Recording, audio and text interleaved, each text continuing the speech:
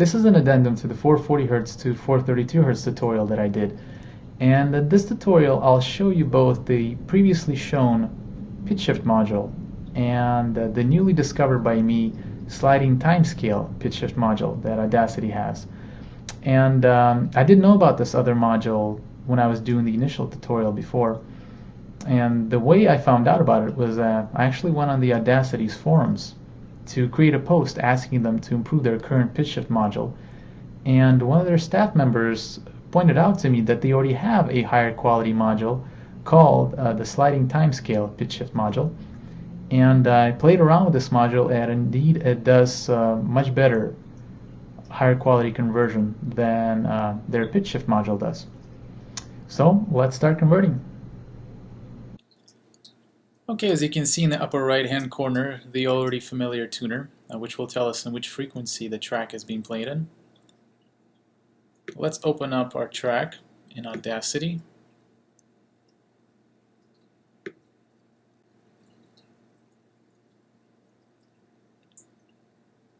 Let's check it out.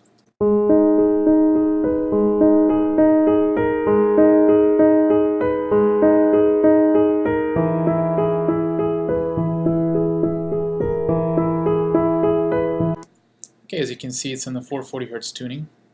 So let's now convert it to 432 using the familiar pitch shift method. We're going to go to Effect, Change Pitch, and we did this after we highlighted the whole track.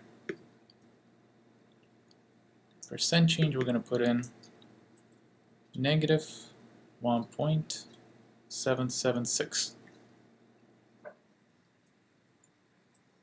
which equals, if you're doing it from Hertz change, going from 440 to 432.186. You may have noticed that there are two ways of doing this. Some have mentioned the from 440 to 432, which yields the -1.818. But the way I do it is -1.776. Now the story behind it is that when I was first looking into how to do these conversions, I found this number on the forum a couple of times first. And this is what I've been trying. This is basically the percent change that I've been using. And whether there's a difference between this and this, I have not been able to notice any difference. I think it's so minute. It still hits the 432 Hertz scale one way or another. So basically, I'm sure that whether one way or the other, whether you do it this way or the way I do it, I'm sure you're still going to be fine.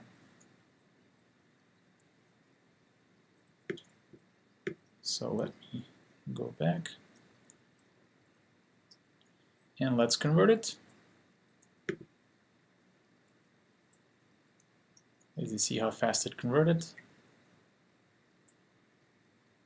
So now let's go to 432 Hz. We're going to switch our tuner to that frequency.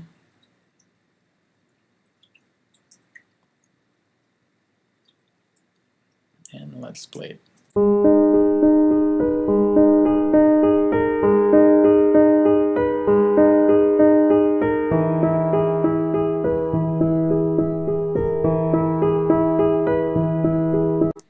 And there you go, it hits 432.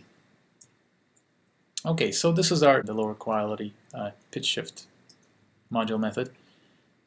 So now let's go and convert this track using the new method.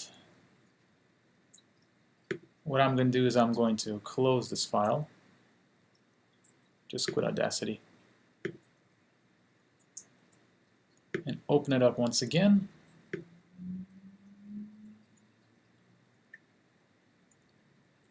For the sake of this tutorial, let's once again test this initial frequency.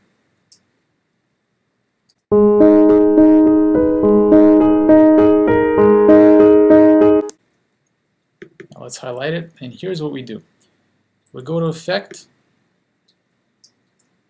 Sliding Time Scale Pitch Shift.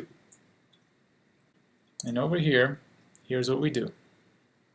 In the initial and in the final, we type in the same thing.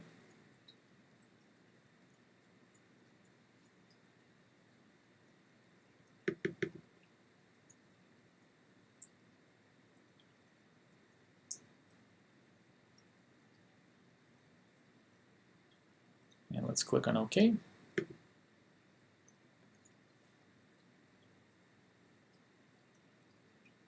Now we already notice a big difference. The remaining time, the time that it takes to convert this, is much slower.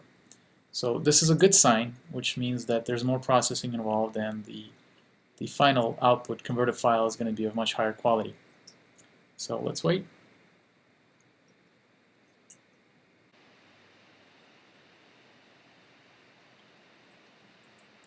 Okay, the file converted. Now let's test it by going to 432.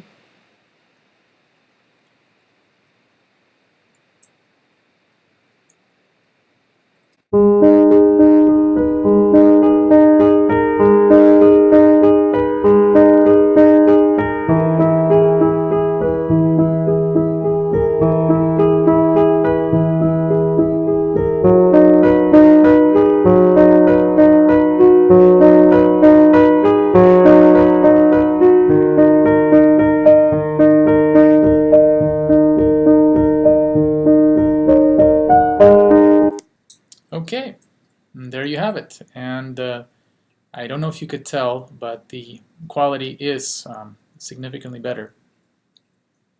So there you have it. You can now use this module and you'll get better quality output track from Audacity, and you do not have to pay for Adobe Audition to get a higher quality track, even though I will admit that the Adobe Audition's module, their isotope algorithm that it's used to convert the pitch of a track, it's still top-notch. It's still the best that I've seen. So still, you'll get the best quality tracks possible that I've been able to, that I've worked with from all the software programs that I've tried.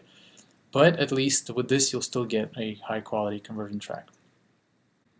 As a note, sometimes when you convert a track, what happens is that after the conversion, the volume of the tracks starts clipping. So what I suggest to do in the case when that happens is to normalize the track. So what we do here is we double click on it, select the whole track, go to Effect, Normalize, and we can go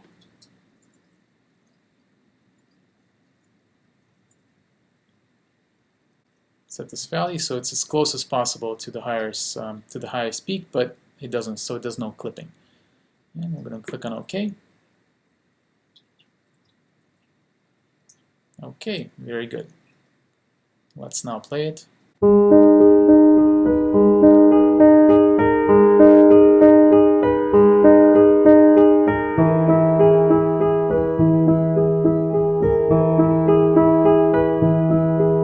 Beautiful, so there you have it. Okay, so this concludes this tutorial. If you have any questions, please don't hesitate to contact me. My email is freeyourmind432@gmail.com.